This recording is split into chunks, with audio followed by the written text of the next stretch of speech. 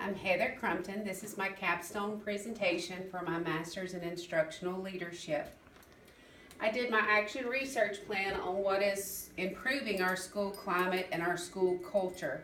At the time I did this in the fall of 2016, we did have a new administrator in our building, and he felt this would be the best to improve the morale in our school and to make our teachers and our students more effective.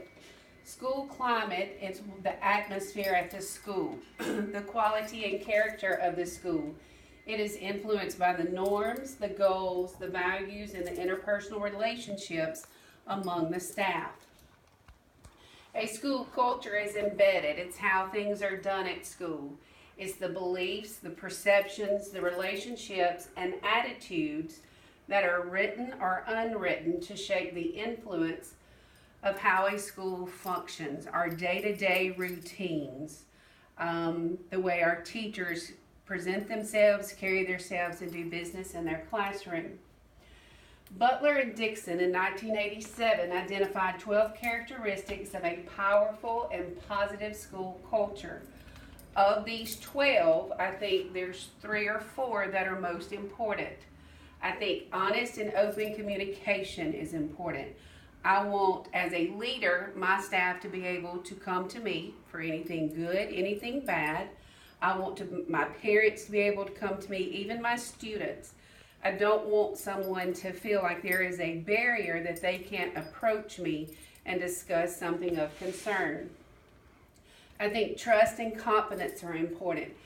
I want to trust everyone. I do trust everyone on my staff, and I would want my staff, students, parents, and community stakeholders to trust me.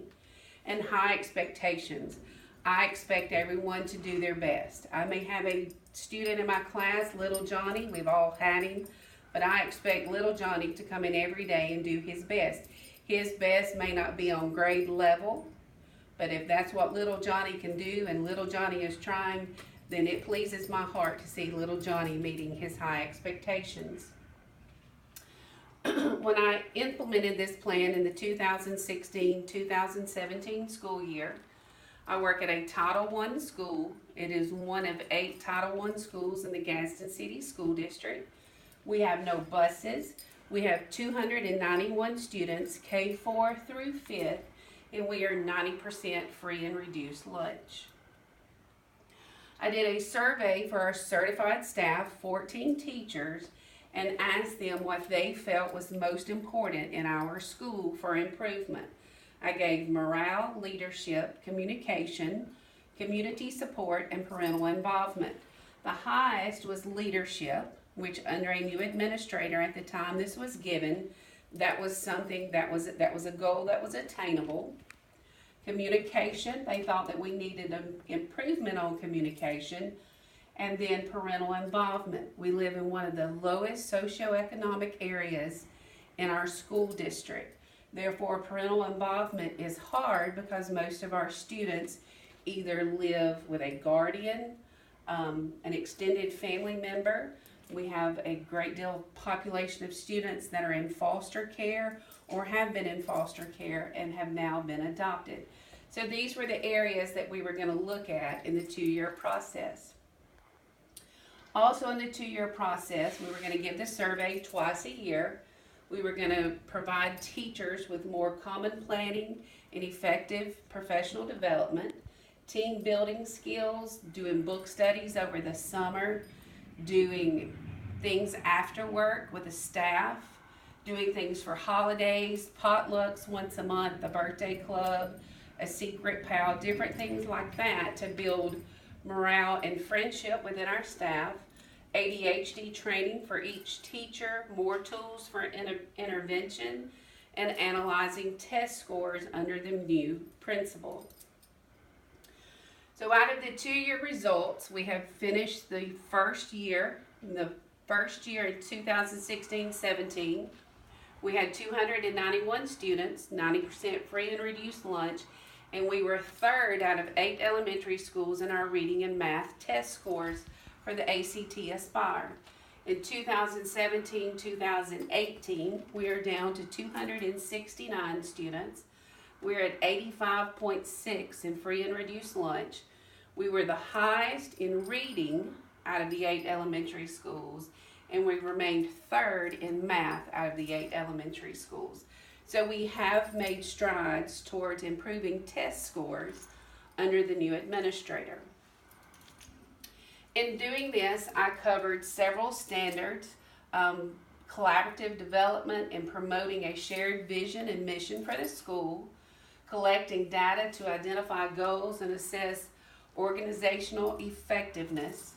I created and implemented a plan to achieve goals, and I promoted continuous and substantial improvement.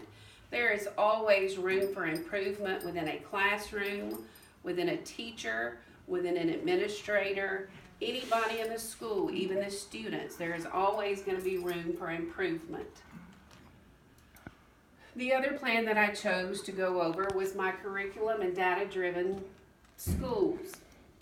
These days, all our schools are looking at is test scores, assessments, ways whether a school is failing or not is going to depend on their test scores. And I can see the point in that to see if we are making gains, but I do think there are some areas that are pushing students beyond what they need to do to be successful. Go Math, teaching to the test, Common Core, the achievement gap, and school funding. And looking at this, I looked at our district and how things were being done. Our school board aligns curriculum to state and national standards. We make sure that we're all working towards the same goal. If we have 8 elementary schools in this system, all schools need to be working towards the same goal, and that's reaching our kids' needs, our students' needs, and making sure they are successful. We need to focus more on the students and not the adults, not the teachers, not the atmosphere in the school. We need to do more character education and life skill training for our students, and we need to go back to the basics.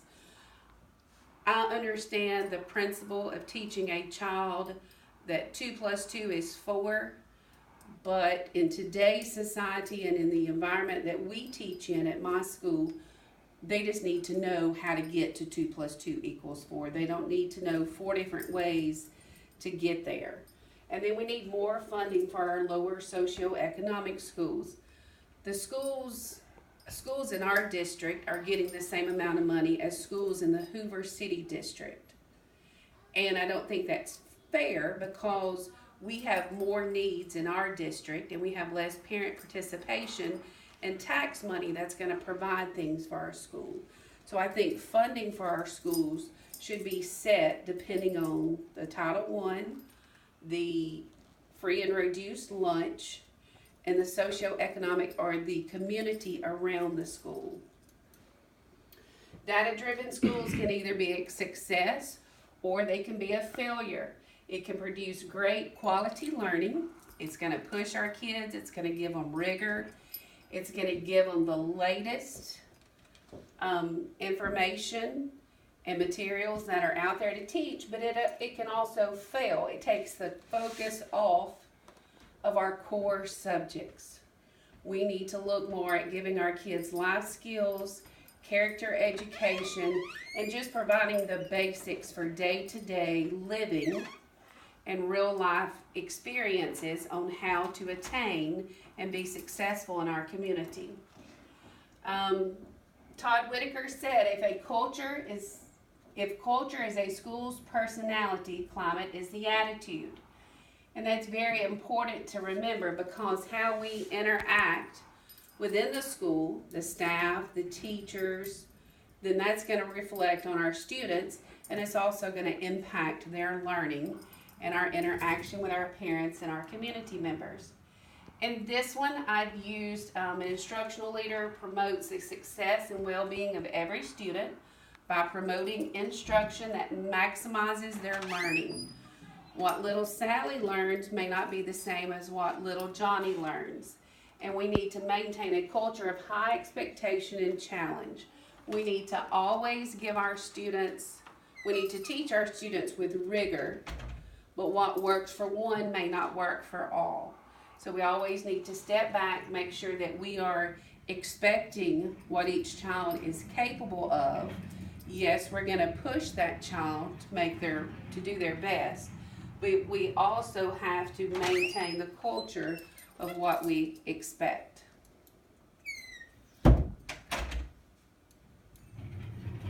I thank you for taking the time to look at my presentation, and